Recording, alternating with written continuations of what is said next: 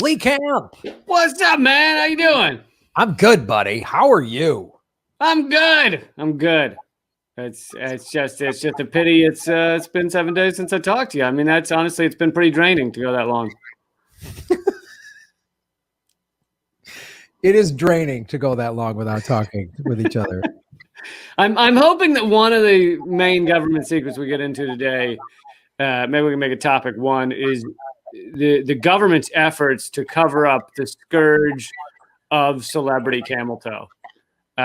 They've really been working hard to cover that up, and luckily the Young Turks have been there to reveal celebrity camel toes. But it's important. I mean, Young Turks is doing great work, and I love watching a channel with 3 million subscribers get like a third of Jimmy's live views, who's only got 800,000 subscribers. It's my favorite thing to see. Just like he's getting 10,000 people watching him live. They're streaming at the same time and they're getting 3,000 people. Well, that's clearly because they cut celebrity camel toe. I mean, that's why people were tuning in. We all know it. It's great stuff. I mean, they really got their fingers on the pulse of what's going on in independent media. How do you create this? They got their fingers somewhere. I don't know how you create this thing that we all went, man, Cenk is a genius. That was so awesome what he's doing. We all want to be a part of it. And then he goes, I'm going to nosedive the very thing I created and become the very thing I was yelling against. Yeah. Yeah, it's bizarre, you know. It's I don't know.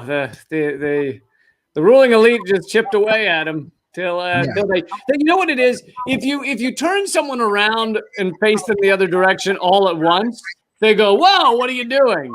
But if you slowly turn them around over like 5 years, you can get them to walk the opposite direction. And they won't know it. That's a great point.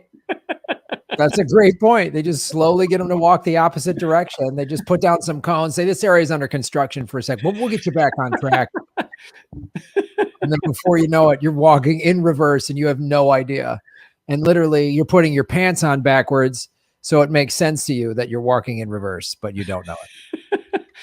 I mean, but the thing that gets me is just the hypocrisy. I mean, I've seen Cenk have a vicious camel toe. So it's just hypocritical is all. That's all that bugs me. When did they cover this whole, when was Camel Toe Gate? Camel Gate? Is this? Have you not seen the videos that Jimmy's been posting? They used to have a segment called Celebrity Camel Toe or Spot the Celebrity Camel Toe. That is like, it's before I was ever on. I never saw this, but someone went into the archives, which these were still up on YouTube, and it's him and Anna, so it's both of them, showing pictures of celebrity camel toe, and like the whole segment is like, can you tell which celebrity's camel toe this is? And it's the most cringeworthy thing I've ever seen in my life. Like, here's the thing, like Cenk, in his own hubris, said, I'm going to call Jimmy unhinged and a grifter. And it's like, oh, buddy, you have opened up Pandora's box. You see all these old clips. I saw him another one talking about like somebody having sex with a horse or something. And I'm like, wow, who knew Cenk was actually a sex creep? Like he's a weirdo or something. Like he couldn't, I don't know what it is, but he brings up all this old creep footage of him saying all these weird, sexy, and like the fact that Anna, like that, the fact that she's going, oh yeah, let's look at who's camp. Like she's a woman is participating in this. It shows you that the clip I saw like one clip and one clip that I didn't click on, and she's the one leading it. Like it looked like it was her segment. Well, it's not. You know, none of this surprises me because honestly, this is an Armenian woman that went on a network. I didn't even know what the Young Turks meant because the Armenian genocide has been so hidden from us. Right. And it was only a couple years ago that it was explained to me. Young Turks would be like a Jewish person going on the Gestapo network or something like that. And yeah, and I knew the term, like the term the Young Turks, meaning like, oh, these brash young guys that kind of take over. So I knew that usage of it, but I also did not, really know. Yeah, that's what I thought it was when I first heard of it. I thought it was just that, like, oh, those young upstart. That's what I thought a Young Turk was. Just like, Right. I didn't know the history was like, oh no, they're the ones that like led the genocide. Right. And unreal. Like this. So it's kind of like disappointing. Well, not disappointing is the greatest understatement in the world, but it feels like, oh, what's the word I want? I mean, I kind of feel like, me personally, so like TYT we were all bamboozled from the get-go. Like I just, I haven't been watching their stuff religiously for the last 10 years or however long they've been doing it. I just kind of, when I started paying more attention in 2016, and I was been longtime friends with Jimmy, and he was like, started doing his YouTube show, and he was like, hey man, you want to come on Aggressive Progressives? I was like, oh, this is awesome. The first time I went over them, like, this facility is amazing. Like, I want something like this. And Aggressive Progressives was awesome. Right. So yeah. It was a great show. And I was on it I was on it numerous times with Jimmy and Steve O, and Malcolm even. And I was like, this show is great. When the first show I ever did Aggressive Progressives on, Jimmy was talking to a Palestinian and a Jewish guy who were in Gaza saying it's wrong, what's happening. And I was like, no one else is doing this. And I was like, literally like, my comedy buddy Jimmy is really covering this like hard hitting news that nobody else is doing. I'm like, this is important work. And then to watch them, and they keep doubling down thinking everyone's going to back them, and they're not. I mean, that's what's just like, it's bizarre. I mean, and I don't really understand it. I don't understand where they're coming from or what they hope to achieve. But and going after Aaron Matei, like that is like, I mean, going after Aaron Matei. I mean, who are you going to go after next? Glenn Greenwald? Like, what are you going to like? There's probably a clip of them going after Glenn Greenwald. that probably exists out there. I'm sure. Is this Glenn Greenwald's camel toe? Yeah. Like, what's their? Yeah. Oh, probably. Wow. Well, welcome to Government Secrets, episode 45 with Lee Camp and Grab Elway. Going over celebrity camel toes. The reason the clips are so cringeworthy is because they kind of consider themselves a news channel. I think they have over the years. And so to see just like 10 straight minutes of like, we've spotted Kim Kardashian's camel toe is like the most, it's like, it's not even, I mean, you can make a joke. I'm sure there's a joke, like a punchline, not like a 5-minute bit, but like the end of a line probably of some part of my stand-up has probably mentioned a celebrity camel toe.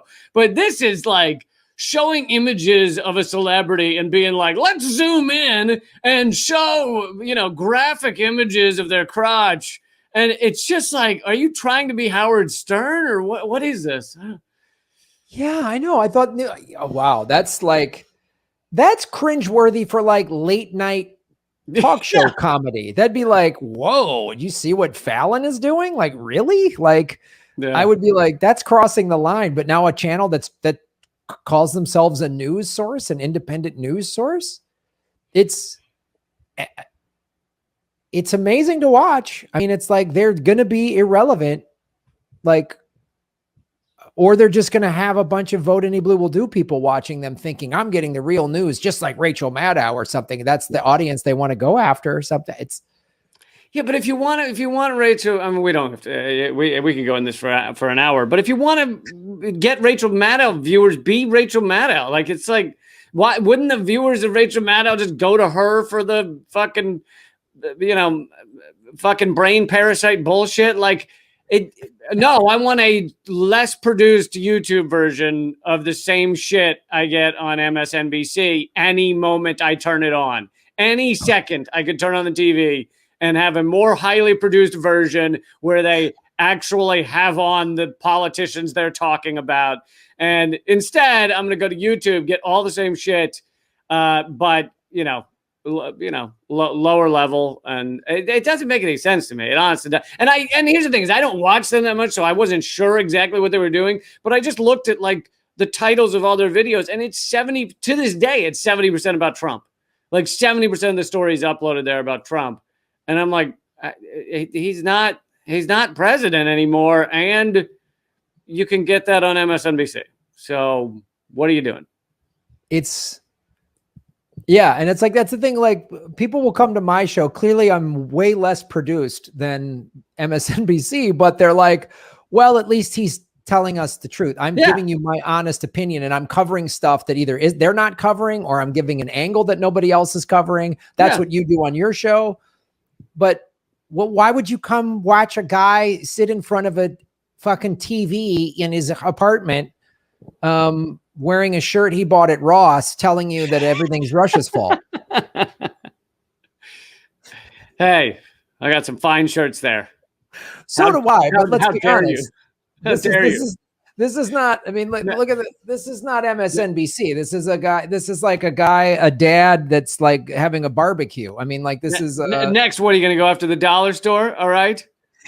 I just got my water wings there for summer. Okay. I was getting prepared for summer. I just got them. We're going to uncover the truth about water wings in this episode, and how the CIA has used them. The nice thing is at the dollar store, the water wings, they come with a pack of Spree, and I don't know why. they're just saran wrapped together, but all that for $1, it's a good deal. I don't understand the connection, but it's a good deal. All right, buddy, let's get into segment 1 of Government Secrets. All right, we ended up with a kind of theme episode here, which is good. This is the 50th. This week is the 50th anniversary of the war on drugs. Yes. And, I mean, celebratory it's festive. I have party poppers, which I got at the dollar store. They came together with a bra. I don't know why, but it was just saran wrapped together. You get a discount, but I got party poppers. It's such a thing to celebrate, because we could be celebrating, hey, 50 years ago, this government decided to end poverty, and now it's gone. We've eradicated poverty in the United States, but instead we declared war on drugs. It's really great. And which is by definition a war on our own people. But the war on drugs has been one of the main reasons, and Joe Biden factors into this as well, that we have the largest prison state in the world. We mentioned that before. You're so thrilled. This is the most excited I've seen you for a topic. Well, because the thing where I go, oh God, this country's so awful. I'm just flipping a script on that. And I'm just going to be like, yes, every time when there's some like, we're the worst. We're number one in this horrible category. I'm going to just, I'm not sure if that counts as better emotional stability, but it's something. It'll help. It's just from a high blood pressure standpoint or something like that. Maybe it's just better in that sense, just from a stress level. So if I just give my body, it would do a lot of good if you flipped on CNN every day and you were just like, yes, that's so awesome. We're bombing who? I'm rock hard. This is just exciting. They're not covering this story again. Awesome. And then TYT is doing camel toes rather than talking about El Salvador adopting Bitcoin, which is revolutionary. Yeah. Yeah. So I think it's a great plan. So the world's largest prison state is what we have. And so I thought this would be a good time to go through 13 facts about our prison state that, the American prison system that are mind-blowing and that most people don't know. And I'm getting this from an article I wrote, which is not, it sources everything else. So it's that I'm not just getting it from me. It's not just, it's not a circle jerk here. I got it, the facts from other people, but I put it together in an article. I did part of the work. So I did part of the work. That's okay. Hey, I did part of the work. Okay. I So did it. I took a bunch of people's hard work and I just kind of painted it together and claimed it as my own. So I don't want to hear any nonsense. Exactly. And everyone can see my grabbing of other people's work at SheerPost. I'll tweet that out after the show so you guys can go check it out. But so number one, let's get into these. Number one, America holds 22% of the world's prisoners, and we have 4% of the world's population. So 22% of the fucking world's prisoners, 2.3 million people out of a global total of 9 million prisoners. The U.S. is the largest prison state. I said that. So this gets interesting. I know it's a couple of numbers, but if you think about them, it's pretty incredible. We have 698 prisoners per 100,000 in America, per capita, per 100,000. According to a report published by Institute of Criminal Policy Research, the next closest country is, sorry, I know they're good on Bitcoin, but El Salvador at 572 per 100,000. Okay, so we're killing them. Even the next one, we're killing them. Go ahead. Is it now because there's 590 per 100,000 people? Now, is this like, do we get to like, should we get Americans should get like a certificate in the mail saying this prisoner represents you or whatever? You're like, you know how you can buy a star in the galaxy and claim it as yours or whatever? Adopt a prisoner. Yeah, we should have adopt a prisoner, and they have to wear your name around. It's like an ad. It's like a walking billboard. Or like a sister city thing. You know what I mean? Like, yeah, I mean, people might think more about prisoners if you had a sister or brother prisoner. It's true. America is not a sick, twisted, demented place at all. It's not a horrific fucking death cult of a disaster at all. It's the best. This is I'm so proud we're number one in this category. I'm just happy to see you happy, Graham. So 600, we're at 698 per 100,000. El Salvador is 572. Some other countries of note: Rwanda has 511 per 100,000. Russia has 331. So already Russia's half us per capita. China has 121 per 100,000. So far, far, far lower than us. And yet we're being told that we should put sanctions on China because they don't treat people right. Meanwhile, we have far more humans in cages. I love the American hypocrisy. There's nothing like it. There's nothing like no country has the audacity to accuse a country of doing something that they're doing on a much less scale than America's. Like, America is literally a guy that runs a meth lab, has face tattoos, and is a meth addict, and then tells the guy who's drinking a little too much, hey, man, you might want to go to AA. Like, that's who America is. It's just like selling poison. People are ODing and dying. We're destroying communities with our meth. We're like, hey, man, easy on the drinking. Hey, you heard Biden's speech this week. Could you imagine if the United States intervened in other countries' elections? I mean, could you imagine the outcry if that were to happen? It's, and they say this like with a straight face. Like they have no, I mean, do they, in his defense, Biden might be the first president where I'm okay with it. Cause I'm like, he may not know. He may not know where he is, what country he's talking about. Like, with all the other presidents, the exception of maybe Reagan, it was like they were so blatantly lying to us. With Biden, I don't know that he knows anything. And they're not even covering up his dementia the way they did with Reagan. They're just like, yeah, like they're literally having somebody hold up a puppet going, I'm the president. And we're all just buying it. And and if sometimes you bring up like, hey, Biden is showing cognitive decline, some dumb Gen Xer, that's my generation of vote any blue will do morons on Facebook will go, Graham, that's not fair. And what does that have to do with him? What does it have to do? The commander in chief doesn't know where he is, and he's demonstrating cognitive decline. So that means who is actually running the country, not someone that was elected. I don't know. So our whole democracy is a scam. Maybe is that a thing to bring up? Yeah, no, they either act like you're involved in some kind of conspiracy theory, or that's ageism to discuss the fact that Biden doesn't know fucking where he is. Like, no, that's kind of important if he's going to lead things. But yeah, but it goes to show the American president doesn't actually make most of these decisions. So he's just a showpiece in a lot of ways. So in that way, I guess it doesn't matter as much.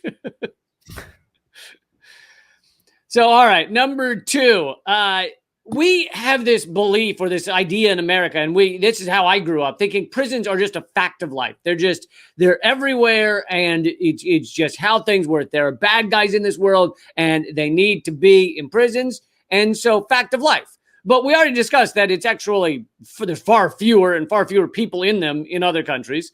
But also, prisons are a relatively new thing in the scope of human history. Like, large prisons were not a thing in America or really anywhere in the world until the 1800s. The earliest penitentiary in America was Walnut Street Prison in Philadelphia, opened in 1773. Even in Europe, like, yes, they had a few dungeons. I'm not going to act like people weren't imprisoned, but it was a few people usually. There were no jails holding millions or even thousands of people. Prisons are like, they're kind of like, nuclear weapons or nipple clamps. Like, we've gone basically the entire human history without them, and now we can't imagine a minute without them. We just think all is lost if they aren't there. I'm sorry. We're putting nipple clamps on the same page as nuclear weapons.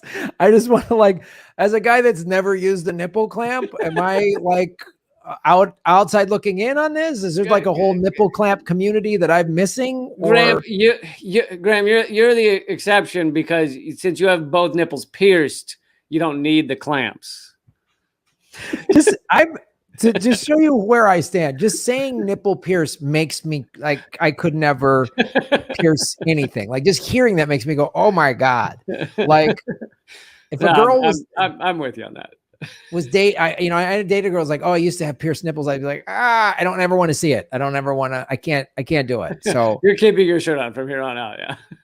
Yeah. I really don't want to see that. And I don't, and even if I was dating a girl that's like, I've got a couple atomic warheads, I'd be like, oh my God, I don't want to see those at all. Like, we don't need those at all. And I'd still hold my boobs. Anyway, sorry, you were saying something. Quite all right. Sorry to throw you off with nipple clamps. So I'll give you a warning next time. Trigger warning. Absolutely, give me a nipple clamp trigger warning. All right, number 3, prisons and, I know this is going to blow your mind, capitalism go hand in hand. What? Angela Davis makes the point in her book, Are Prisons Obsolete?, that the exponential growth of prisons correlated with the rise of industrial capitalism, which began around the 1830s. Once a person's worth was measured in their labor hours, taking that away from them could be viewed as punishment. Furthermore, even though prisoners became common during the 1800s and 1900s, America didn't become the world's largest prison state until the 1980s. Ronald Reagan and the racist drug war truly are gifts that keep on giving. They played a big role in that. But before the 19th century, there were other punishments for breaking the laws. And I'm not going to act like, whipping a guy is a great thing. But if a guy steals something and literally you were to give him an option between 10 years in prison or getting whipped, I think most of them are going to pick the whipping, because that's not going to destroy their lives. Whereas 10 years in prison, like, it fucking destroys everything about your life. And we have people in prison today in America for things like stealing candy bars. I mean, it does exist. So it's just insane. Go ahead. Can we change the title of the show to Government Secrets, why capitalism is the root cause of everything horrible in this world? Like, it's really, I've said it for numerous times on my show. I'm sure you've said it on your show. I'm like, if we went to if everybody had free education, free college education, free healthcare, and everybody's basic needs were met, we had no homeless people. I always ask the question, how much crime would we have? Why would you need to steal if all of your basic needs were taken care of? Would there be some criminals? Sure. A handful of, yes, but we wouldn't need a multi-billion-dollar prison industry. You'd have a tiny number of criminals compared to what we're facing. And of course, the thing, I'm not going to get into it on this in this episode, but is the way we view crime is the word crime, the idea of crime is set up to benefit the ruling elite. We don't really, when we say criminals, we don't talk much about Wall Street. We don't, and even when we say white collar crime, it's kind of like a side category. When in fact, if you look at like dollar amounts, white collar crime, or the things that are legal that are clearly just exploiting and stealing from Americans, is a billion times more than street crime. So the term crime, most people use it to be like a guy running up and punching you in the face and stealing your wallet. But that is a tiny, tiny percentage of actual crime. It's just, you know, we're talking about it in a way that benefits the ruling elite. Well, let's also talk about this. It's not just the white, you know, again, that white collar crime sounds like, oh, you know, somebody stole a library book. You know, it sounds like that. And why they're always given little slaps on the wrist and they go to white collar, you know, day camp prison or whatever is, and not only do we not talk about the economic impact. Obviously, they've stolen millions, billions of dollars in some cases. They've actually, in many cases, hurt more people's lives than the one guy that punches the other person and steals their bag or whatever. Like, not that the guy that punches someone and steals their bag or wallet or purse shouldn't be punished to some degree, but he shouldn't do a life term in sentence. And that one event, it's awful for that one victim, of course. But I mean, look at what Wall Street did to the housing crisis. I mean, 6 million foreclosures. That was 6 million families. And the way I describe it, because to try and get people to understand this, is if you were to walk up and burn down someone's house, like that'd be a massive crime and you'd serve a lot of time likely. And what is the difference between that and a bank stealing your home when they can't even prove most of the time that they have the paperwork? And even if they can prove it, they got it through predatory lending, tricking people into taking out these loans. If you steal someone's house, what is the fucking difference to them and their family than to it being burned down? There is no difference. Yet one we're told to call violence and the other we're told to call business. Hey, that's just good. Yeah. So the guy who burns the house down, what if we just flipped it? Well, hey man, it's just good business. You know what I mean? Like it's insane. And not to mention, I mean, we could go on and on about this, just the corporate crimes. I mean, look at the opioid epidemic. That was pushed by the pharmaceutical companies. Some of them have gotten fines. I mean, Purdue got a $500 million fine, which is literally like you and I getting fined $100. It's nothing. I mean, Purdue is like going out of business, or they were forced to sell it or whatever, but the Sacklers are still ridiculously wealthy and they won't serve a day in jail. So and them losing their company, what does it matter? What does it matter? And look at I'm literally millions of lives destroyed, not just from the actual opioid. And it's like somebody like gets in a car accident and they crash on their bike and they get addicted to opioids because the doctors were paid by companies like Purdue to push it. And they were paid and they were lied to. They were told most doctors were told these are not addictive at all. Right. Yeah. The doctors were lied to. Some of the doctors were complicit, but most of the doctors were lied to. And then the person, I mean, this is that HBO series, Mayor of Easttown. It's just sort of a subplot. And that like somebody gets, and you watch, there's documentaries about it. The person gets hooked on opioids. Oh, guess what happens? Then crime goes up. Their families they steal from their family, prostitution. Like there's these 23-year-old girls that got hooked on opioids. And now they're on these online apps or whatever, prostituting themselves. They've destroyed families' lives, children's lives. I mean, they've ruined. Not only have they directly killed the people that have OD'd, but all of the chaos. When someone becomes a serious drug addict, there is a fucking tsunami of chaos around anyone near them. And the Sackler family, they should be doing life in prison. I mean, they should be in prison for life and all of their assets seized and given to all the families who were negatively impacted by the opioid epidemic. But one guy, smokes a plant and he's in jail because he's black for 15, 20 years or whatever. Yeah. I'm back to fuck this country. I can't even do the cheer bit. You lasted 20 minutes. You lasted 20 minutes on the rah, rah, rah America boat. But And then it got all sick. right. Anyway. No, and don't worry, these get shorter as they go on, so we'll be all right. Number 4, prisons are really like slavery 2.0. Not just because of the racist implications, but like most of us can't imagine a society without human cages. We just think that has to be. But there have been other institutions in America's past that seemed crucial, and not no one, but most people could not imagine a world without them. One of those, obviously, being slavery. And it turned out, wait for it, we could have a world without slavery. Another good example is chamber pots. It turns out that shitting in a soup bowl next to your bed was not the best way to do it. But there are these like we all think we cannot progress past a certain point until we do. Shitting in a soup bowl next to your bed. I hope that's the name of your next album. And no, it is true. You make a great point because like there was, like we couldn't live in a world without the Pony Express. This doesn't make sense. What do you mean? Like we couldn't, a horseless carriage. That sounds insane. Like on and on and on and on and on. We could say this. Again, owning slaves was just, everybody does that. That's just the thing that happens. They were slaves, Yeah. Too bad. Yeah. Guess they got dealt a bad hand. And now it's like, it's preposterous to think of that.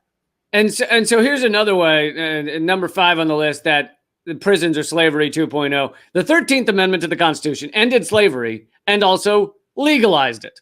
The 13th Amendment has a massive loophole that reads, neither slavery nor involuntary servitude, except as a punishment for crime whereof the party shall have been duly convicted, shall exist within the United States. And that exception has impacted millions upon millions of lives. And Angela Davis wrote in her book, Southern states hasten to develop, this is after slavery ended, Southern states hasten to develop a criminal justice system that could legally restrict the possibilities of freedom for newly released slaves. Black people became the prime targets of a developing convict lease system referred to by many as the reincarnation of slavery. Authorities often declared unlawful anyone who was guilty of theft, had run away from a job, apparently, was drunk, was wanton in conduct or speech, had neglected a job, family, or handled money carelessly, and all other idle and disorderly persons. So basically, black folks, right after slavery, found themselves imprisoned for behaviors that aren't illegal and that white people obviously partake in all the time. Most of my friends are regularly idle. It's like their defining characteristic. And, how many white people are careless with money? So they would be grabbed up off the streets, black people, for these nothing crimes, non-crimes. And then they get put into the convict lease system, which many have described as worse than slavery because the owners that would use them for labor didn't even care whether the people lived or not because they just get a new one. Whereas with slavery, they viewed it as their property, so they didn't want to kill them. But with convict lease, it was even more horrific.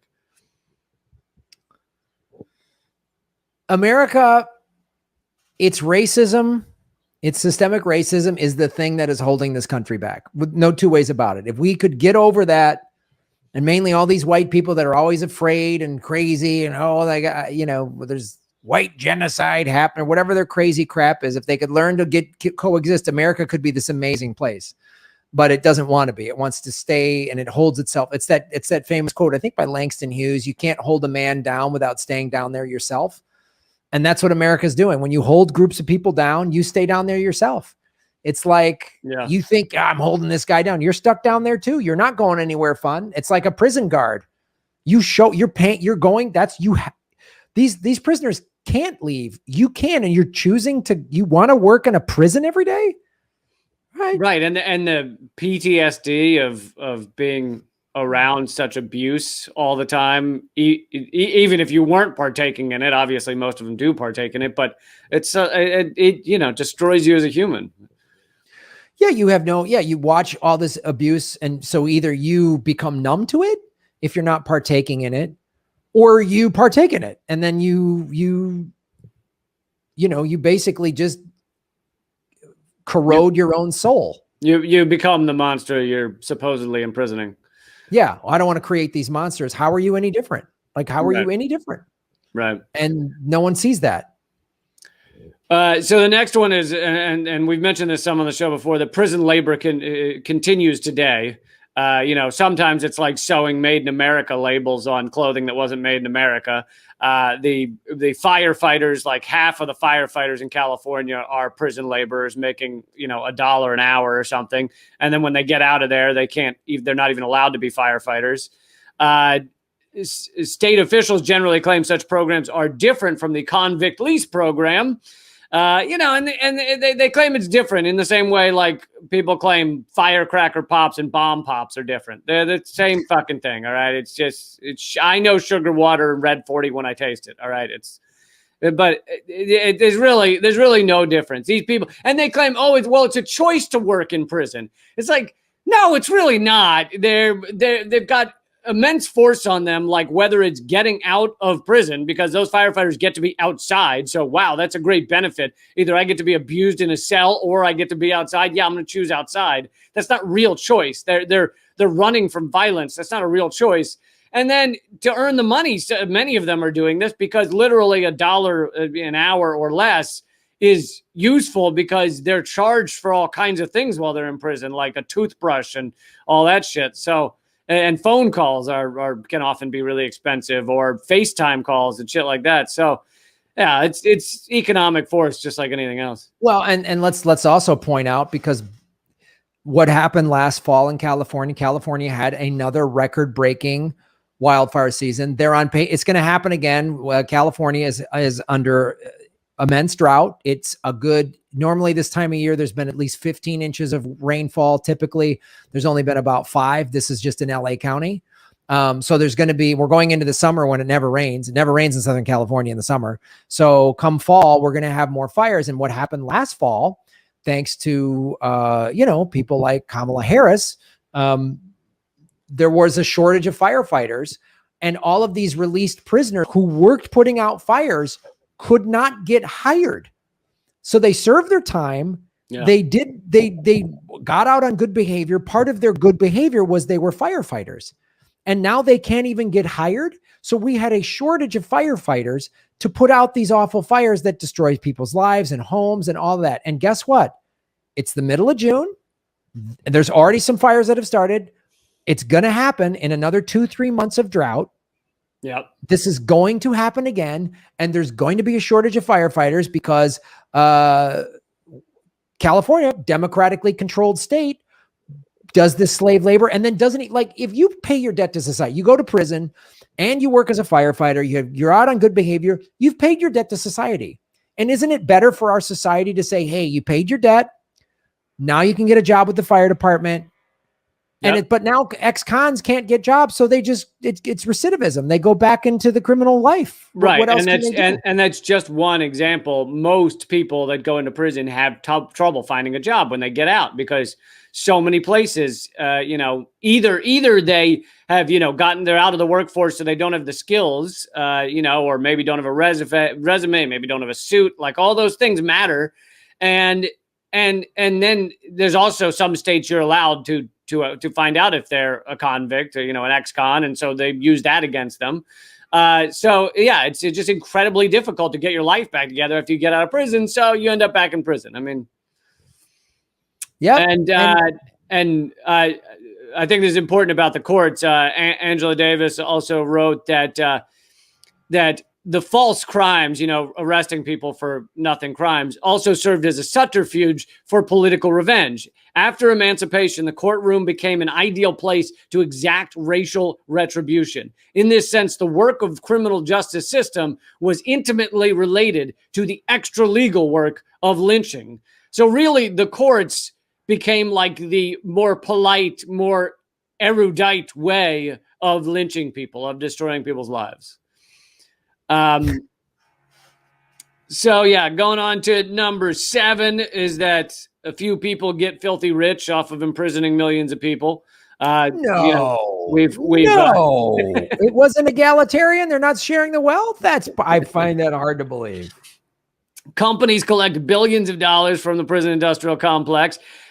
Some of these are private prisons, you know, and many states have contracts where they have to keep the private prisons filled. They must find prisoners or they're breaching the contract. But much of the money made in prisons is not for private prisons. It's for all prisons. You know, the corporations that do the food service, the corporations that do the clothing, all that shit. I covered one, which was an incredibly, exploitative fraudster that I think it was called JPay, which was the main way that prisoners are able to call people using that service or whatever. And, it's like they're paying, if someone transfers money to them, they're like 30% of it goes to some company to allow a family member to transfer money to them. Like, it's just phenomenally exploitative. No.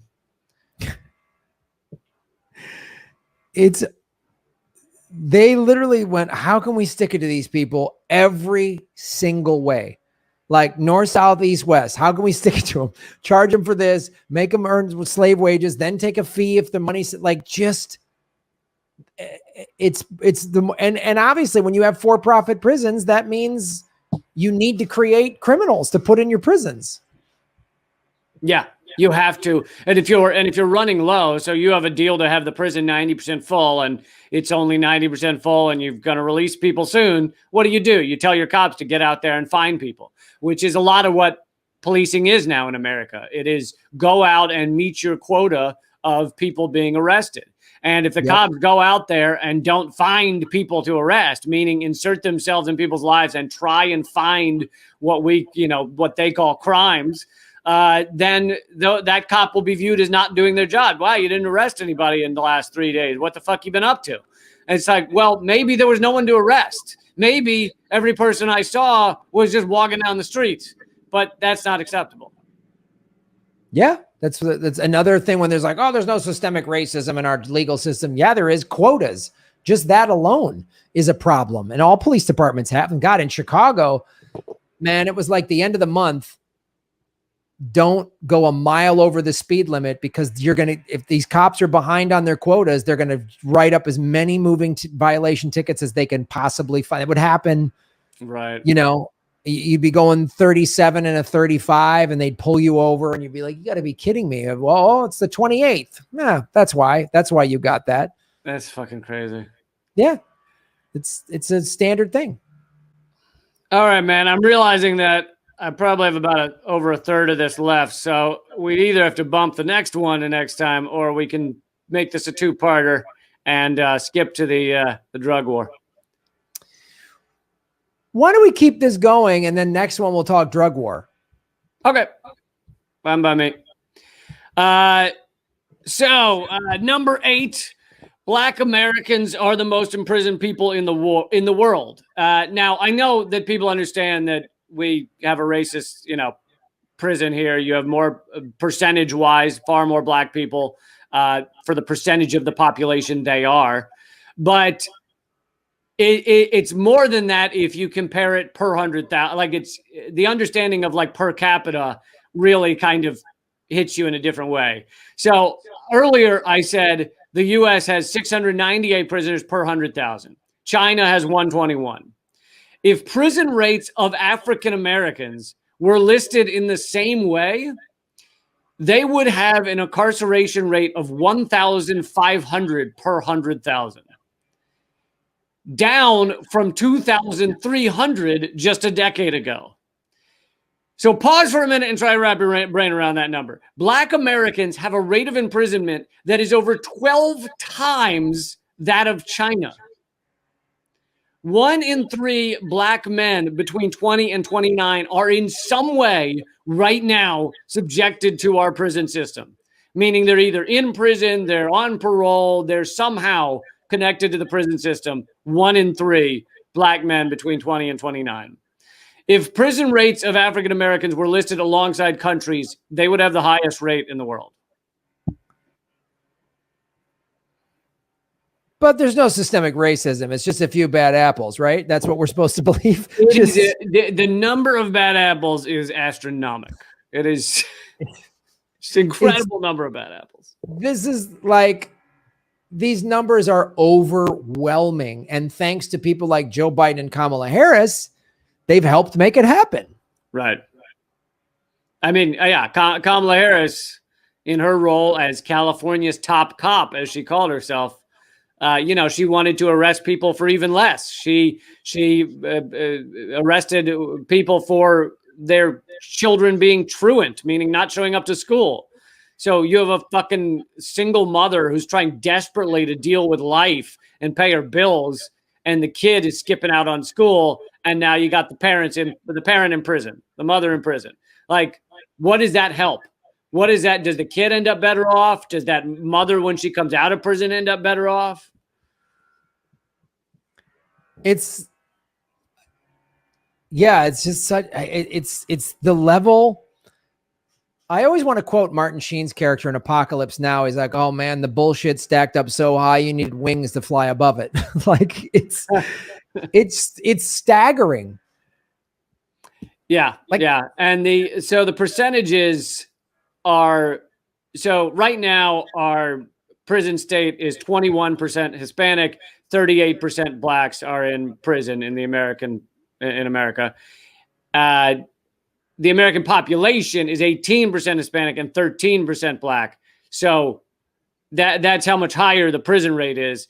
But if you add in other non-white races, our prisons are filled with 65% people of color, which is pretty fucking crazy. So number 9 on the list, police departments have admitted to targeting people of color. Some people think, oh, it's just, theory, it's just conspiracy. But no, there's been times where they've been forced to admit it.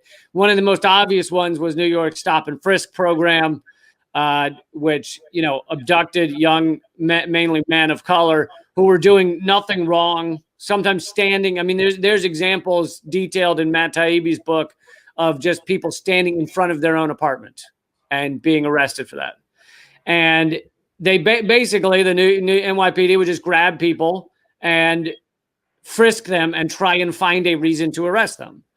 So like the polite liberal way of viewing this is like, well, the cops were like, let's arrest this guy for having an open beer. And, oh, he happens to be black. But that's not the truth. The truth is, let's arrest this guy for being black. Oh, he happens to have a beer with him. How convenient for us. It makes the paperwork easier.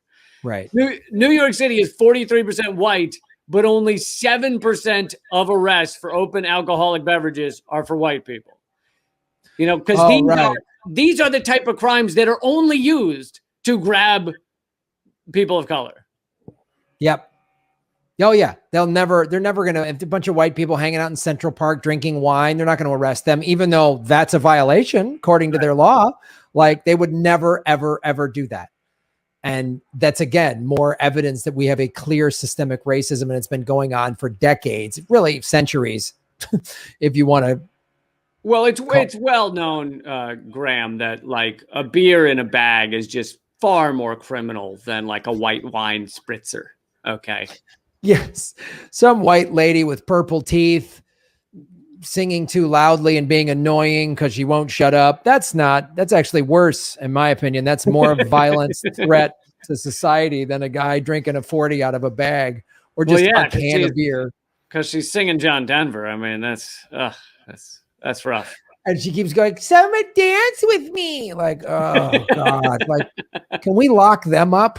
Like, I'm okay with that. If they just started locking up just like liberal wine moms, I'd be okay with that. Just put them up. They're a skirt. They're like gangs. Listen, lady, you saw the sign when you walked into the park. There is no singing off key while dancing in a jerky manner. That is you spilling your wine. This is a clear violation. This is a violation, ma'am. And constantly telling people to dance with you and take selfies is that's bad for society. So you're a threat to the decent human beings that are in this city, and we're going to lock you up. Speaking of selfies, I don't know if you're with me on this. I just thought of a great idea for merch. Maybe you and I can sell this on the Government Secrets website that is heavily trafficked. It is, the giant like metal cutters that guys use to steal bikes, like you cut the U-locks. I want to sell those to cut selfie sticks. Just sorry, click. Yeah, like while they're mid selfie, you just slice that in two. Just walk up. Nope. Hey, sorry. Click. We don't. Those are outlawed. Click. And then with the government secrets logo on the side, they could just yell "government secrets, bitch" and run off. Yeah. Pew pew. Just fucking slice it. There you go. Well, everyone should be saying "government secrets, bitch" like on a daily basis. That I want to happen. Yeah, I want to make that like the new YOLO. Yeah, just government secrets, bitch. Like people bungee jumping, like right as they jump off. Well, I want that on the Loch Ness Monster mayor of Atlantis re-election campaign. Should be government secrets, bitch. Oh man, we definitely need a T-shirt with the Loch Ness Monster running for mayor. That is mayor of Atlantis. Mayor of Atlantis. Yeah, that's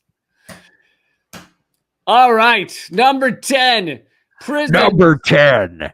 Prisons are not about rehabilitation. The goal of American prisons is no longer, if it ever was, about rehabilitation. Now their only goal is incapacitation. Many prisons have little to no education programs, very few books, internet access is often rare or expensive. Current inmate and longtime political prisoner Mumia Abu-Jamal said, and we should do a whole episode on him probably, said, quote, "What societal interest is served by prisoners who remain illiterate? What social benefit is there in ignorance? How are people corrected while imprisoned if their education is outlawed? Who profits, other than the prison establishment itself, from stupid prisoners?" And it's true. I know. And then there's always those conservatives that go, "Oh, we should just give them, color TVs and let them sleep in water beds." Like, the thing they don't understand, if you're not getting rehabilitated, those people eventually get released and they're back into society. So if the goal is to keep our society safe, giving people education and job training in prison will prevent them from being repeat offenders. Right. If you just stick them in a jail, and basically what it is now is it's criminal college. They go to jail and learn more crimes because they're hanging out with criminals and there's nothing to do. And they have to do crimes in jail to survive. And then they get out and guess what? They do more crimes.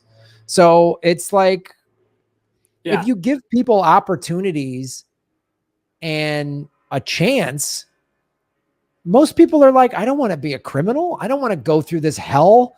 I'd rather have a nice, easy life. But we give them very little options and then create all these laws, as you've laid out, to incarcerate people for nonsense, especially if they're people of color. And the prison industry profits from it. So they need these criminals.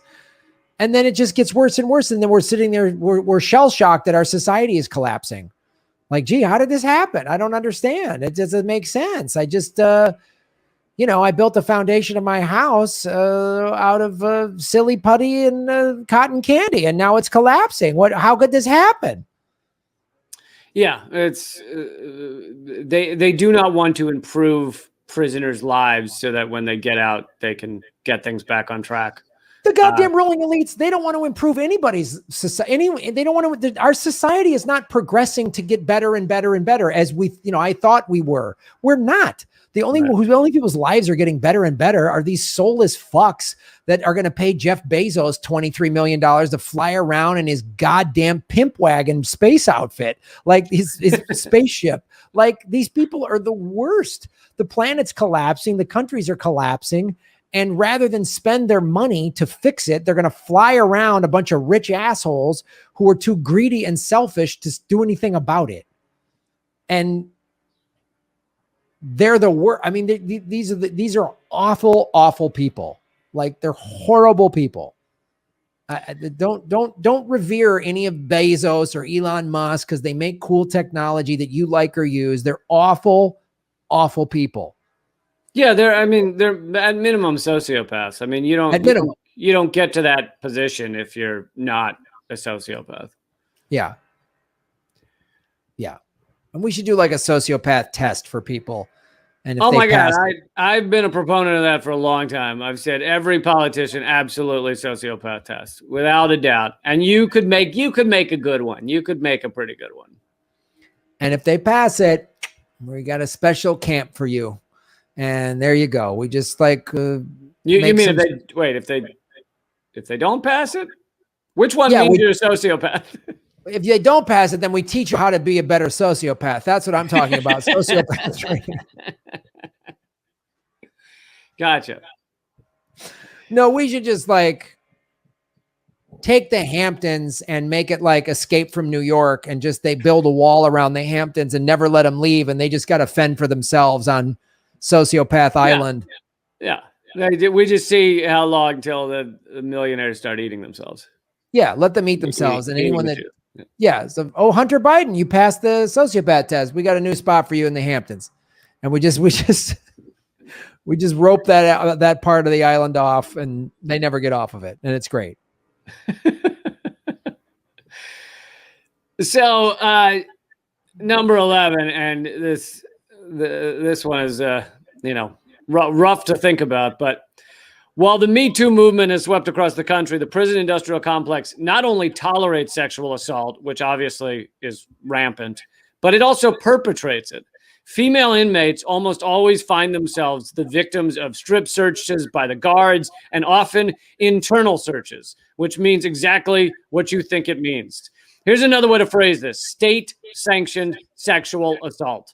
And it's used in much the same way that sexual assault has been used over the years, to make people feel humiliated and to make them feel powerless. So, it really is no different. I mean, if these guards did to these women what they do as a supposed routine search, if they did that and they didn't have a uniform on, they'd be serving jail time. I mean, right. So in that way, it is absolutely just state-sanctioned sexual assault. Yeah, and always these female prisoners, they're always getting pregnant in prison, and we just like don't know how it's all immaculate conception. We have no idea how it happened. Like, it's yeah. Again, what type of a person wants to have a job as a prison guard? Like, who picks that job? Some people. Graham, I mean, I guess as with police, but I think even more so with prison guards, some people pick it because they literally live in areas where they don't know how to get a job. Like, it's economic force again. I mean, it's kind of like people signing up for the military. It's like, why you know that some people know that our wars are not great, and they still sign up for the military because they're like, oh, I can afford college. All right. No, that's true. I mean, I definitely know that that's a fact. Is there are prisons out there, and it's like that there, and they pay decent money, $25, $30 an hour, or $12 an hour at the Walmart, or $10 an hour at the McDonald's, and those are the choices. Or deal opioids, be a drug dealer, and so it's like, well, like the private prison pays better, and it's good benefits and stuff like that. So I'm sure there's plenty of people who just like that's the only job they could get, and I totally get that. But then there's also people who are like, no, I can take advantage of people if I get this job. It definitely is going to attract some of that. Just like very similar to a lot of cops. It's like, it pays all right, and I get to have authority. I've never had authority in my life. I'm often they're losers in one way or another, and they realize this puts me above other people, and so it's a job where you get to have that power over other humans. Yep.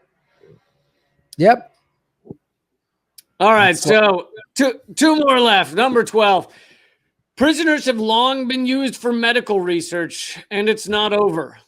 As Laura Appelman of Willamette University wrote, the standard narrative of human medical experimentation ends abruptly in the 1970s with the uncovering of the Tuskegee syphilis study.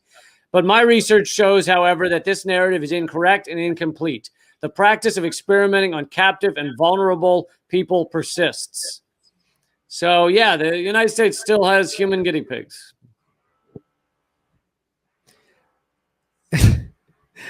Didn't the Nazis do this kind of shit? Yes, they did. Yes, they did. And then, as we discussed on a previous episode, after World War II, we brought them over here to do it for us. So. Yes, Operation Paperclip. Right on, baby. Callback. Is it called a callback when you when it has to do with experimenting on humans? Government secrets callback. Operation Paperclip plants the seeds for prisoner testing and abuse in our modern society. America getting worse. All right, and last up, number 13, the mainstream media gets in on the action too. Corporate media perpetuates the idea that crime is always raging out of control, which then creates a fervor for harsher sentences among both the population and lawmakers. Angela Davis writes, even during years when homicide rates were cut in half, stories about homicides multiplied exponentially. So our media doesn't just manufacture consent for war, they manufacture consent for our catastrophic prison state. So, I mean, that's the thing is we talk about manufacturing consent a lot, and it is done by our media, our mainstream media. But usually we're talking about the endless wars. But the truth is, you wouldn't have America being the largest prison state in the world without our media telling us there's crime over around every corner, and we have to lock everyone up. Well, and it's not just the news media. I mean, you look at movies, TV shows. I mean, now the streaming services like, oh, these criminals are running rampant, and someone's got to take out the trash, like keeping everybody. Because when you get people afraid, they will sign off on a lot of awful shit to make themselves feel safe again, and they will do whatever they got to do to feel safe. It's like the Second Amendment. Like, well, I need a gun. There's all these criminals. It's like the crime is way down and you need that sense of security. Great. Now there's more random shootings. And the other thing too, not only is it just entertainment that stirs up the, fear and there's crime everywhere and we need more prisons and we need politicians that are tough on crime. There's also a story I did a year or so ago on my political vigilante. This record executive who remained anonymous said in the late 80s, the private prison got together a bunch of record executives and said, we really want to push gangster rap because gangster rap will actually help perpetuate violence in mainly the Black community, to glorify it, to make it seem cool. Because just like the gangster movies of the 20s and 30s made gangsters seem cool and tough, and we've always glamorized gangsters in this country, be they Italian, Irish, Black, Latino, whatever. We've always glamorized them. And so are you saying average white guys can't be gangsters? Are you saying Jews can't be gangsters, Graham? Is that what you're saying? Yeah, because then that's part of it too. That's like, you're tough if you're a gangster. So then there's this, to be a real man, I got to be a tough guy gangster. So there's plenty of white guy gangsters, and they've done Mickey Cohen and all that stuff to say, hey, every group has its tough guys, and so we're going to revere these tough guy groups. But specifically, the private prison industry set this up with a bunch of record executives to push gangster rap. So they created. That's why, like, you look at somebody like Public Enemy that came out in the mid to late 80s, had a lot of social commentary. And then late 80s to the 90s, the gangster rap went through the roof. And it was because the record industry made sure it got very popular and very profitable to glamorize, not to mention then the CIA dumping crack cocaine into the Black neighborhoods. So you had this whole we're going to create more criminals. We're going to glamorize it in the media. We're going to let the news keep you terrified morning, noon, and night that there's criminal gangs. And gangster rap served to terrify white America. Yes. That every Black guy must have tons of guns and be firing just into the streets. It helped feed that of Black men are criminals. Black men are scary. So call the cops. It's okay when the cops use excessive force. It's okay when they get harsher sentences. And I mean, the media has been very complicit in the white teenager that committed the crime, you know, boys will be boys, slap on the wrist, don't throw the book at him. The black teenager, oh, he's already a criminal. He's going to be the worst criminal. We better lock him up now. And so you see how complicit again, as Hillary Clinton said, super predators, you know, super predators. Hillary Clinton said that, super predators. And the same way Kamala Harris has this famous speech from a couple of years ago that I've played on my show numerous times, where she goes, people come out with these little signs that say more schools, less prisons, more schools. And she's mocking people for that. Yeah. And then says, well, if there's one little problem I have here, why do I have to have all of these locks on my door? Because we don't have enough schools, jackass, you fucking parasite. So she pushes that crap too, but because she's a woman of color, people in her own community and others and women and liberals are going to be like, yay, diversity. And they're backing a woman who is just as awful and perpetuating all of these. She's put more black people behind bars than, I mean, just about anybody.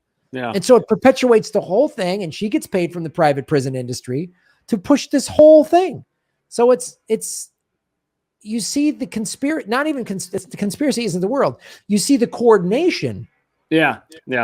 It's not a conspiracy is the theory. This is a coordinated event. But I've seen the cop shows, and the cops are very good. Okay. They always get the bad guy every single time.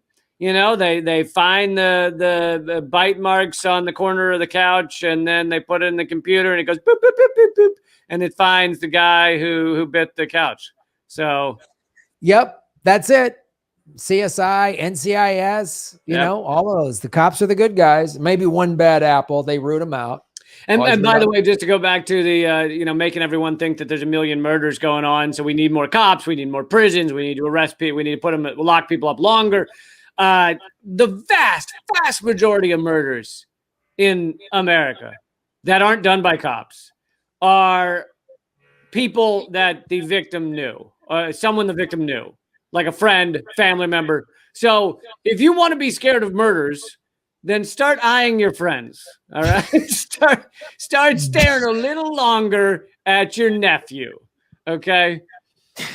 Don't ever get married because your spouse is probably going to murder you. So that's yeah. And there was some Dateline podcast that I listened to some episodes of, it was just about murders and about suspicious murders and things like that. Every single episode, the husband or the boyfriend did it. Never an exception. It was always the husband or the boyfriend. Every fucking time. Everyone. And they're always like, their wife was going to find out about their affair. Just get a divorce. Don't kill her. Murder everybody. What the fuck? God, could you just ruin her life? Don't kill her. Jesus. Don't kill anybody. Yeah. Just say, easy. Easy. I don't like you anymore. I'm dating a younger woman. Bye. Like that. That's pretty awful. Smoke a joint and sit back. You don't need to chop her up and drop her off your fishing boat in the middle of the night. And why do you have a fishing boat? All right. So I'll just conclude with one final quote from Angela Davis. The prison functions ideologically as an abstract site into which undesirables are deposited. This is the ideological work that the prison performs. It relieves us of the responsibility of seriously engaging with the problems of our society, especially those produced by racism and increasingly global capitalism. That is what our prison does. Yep. Follow the money, connect the dots. It's always the money will show you what it's all about. It's all about money and power. And, I mean, that's at the core of a lot of racism is it's like, oh, we need power, or we don't want these people to have power or whatever, because we're afraid. The powerful are the most scared bunch of little babies.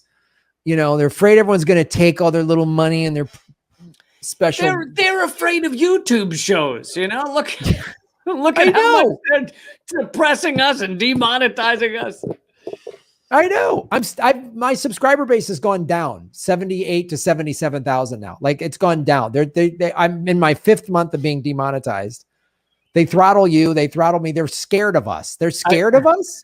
I know I've told you that I'm like shadow banned on Facebook, but I don't know if some of the details are pretty. Speaking of losing subscribers, some of the details are pretty funny. So basically, after the last 2016 election, they froze my Facebook account that was at 335,000 followers, and it would only go down, even though it would tell me I gained so many followers this day or that day. It would only go down, and so it's trickled down for the past several years. And it was like at 329 or something. And one post I put up about how awful Jeff Bezos is just went crazy viral. Somehow it got past the algorithm. It got 80,000 shares, seen by millions. And my followers went up so fast that whatever thing they had locked on me couldn't stop it. So I ended up gaining back everything I'd lost over the past like 4 years. And then they tanked it again like over the following weeks. Like, so basically the amount it'd taken me 5 years to lose, I lost in like 2 weeks. It was like I got through the algorithm and then some human was like, wait a second here. Unreal, man. It's really makes me, I'm half tempted to just shut down my Facebook and my Instagram, just to shut it down and go like start using TikTok and still use Twitter until Susie Dawson finishes Panquake and then just be on those.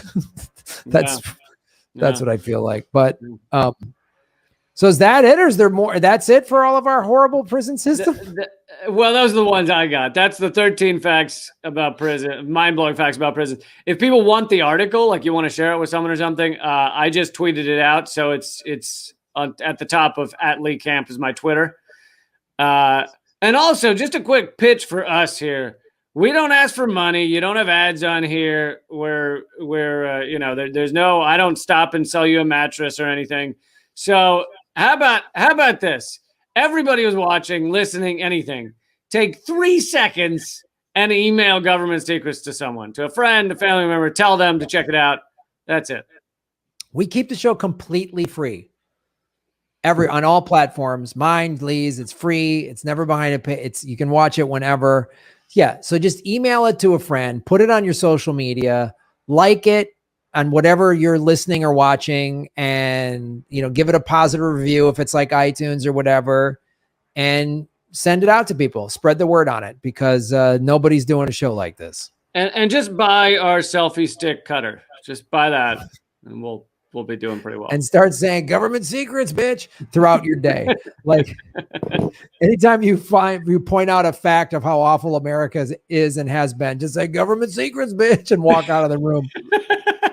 Yeah, that's key. You got to leave afterwards. That's key. You got to exit. You got to stage left it, baby. You got to just like, so yeah, that's our show. That's Government Secrets, episode formerly 46, renumbered to 45. And next week we hyped it up top. Next week we promised to give you the secret origins of the drug war. Oh yes, we're going to celebrate. We're going to have a big 50-year anniversary of the drug war celebration next week. It's going to be great. We're going to get dressed up. Yep. I'm going to have a shirt with a little pocket on it from Rock. Lee's going to shit into a bowl of soup by his bed. You know what I mean? It's going to be. It wasn't a bowl of soup. It was a soup bowl. There's a difference. Okay. There's a big difference. And hopefully we're going to get the Loch Ness Monster on to give us their campaign tips for being the mayor of Atlantis. It's going to be. Yep. It's going to be a big one. It's going to be a big one. John Tesh is going to sing a song about unsweetened cashew milk. It's going to be. It's going to be all of our hits. We're going to play the hits. Play the hits. All right, dude. Well, where can people follow your business?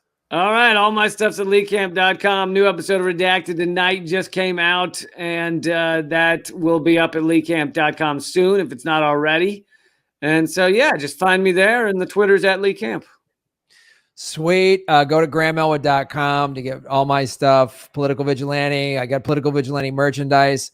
Ron Placona and I are putting together tour dates for September and October. We're going to start releasing probably by the end of June, beginning of July, some actual ticket links, and we're going to find a couple of government secrets live in there. We got to work on that. Maybe Lee will talk this weekend about specific dates and venues and stuff like that to lock that down. So Ron and I will be announcing tour dates, and we will be announcing government secret live shows, just a couple of them probably on the East Coast.